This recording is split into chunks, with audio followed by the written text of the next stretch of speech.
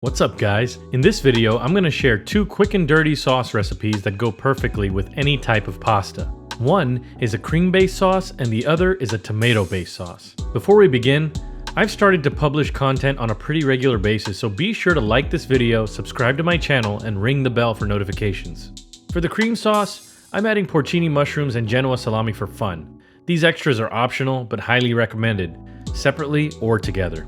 What you will need though is heavy cream, salt, black pepper, chopped garlic, Italian seasoning or oregano, and grated Parmesan cheese.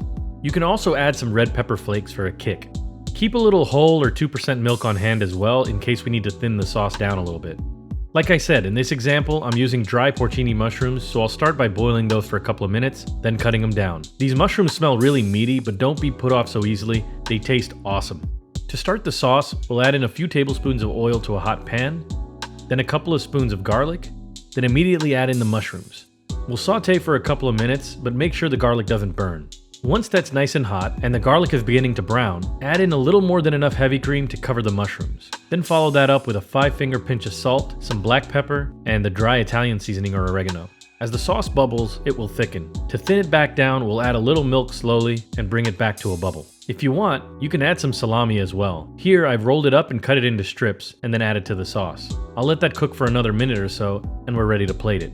Just top your pasta with some sauce, top that with some grated Parmesan, and that's it. Now let's move on to the tomato-based sauce. This is a very basic sauce with simple ingredients.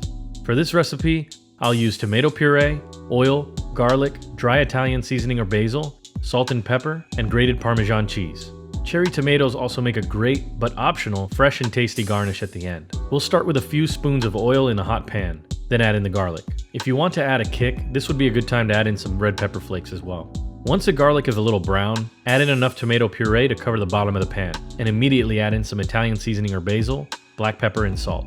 Let that simmer for a few minutes, then you're ready to plate. Top your pasta with the sauce, add those tomatoes, sprinkle on some Parmesan, and you're done. Thanks for watching guys, and please remember to like this video, subscribe to my channel, and ring the bell to get notifications when I post new videos and streams.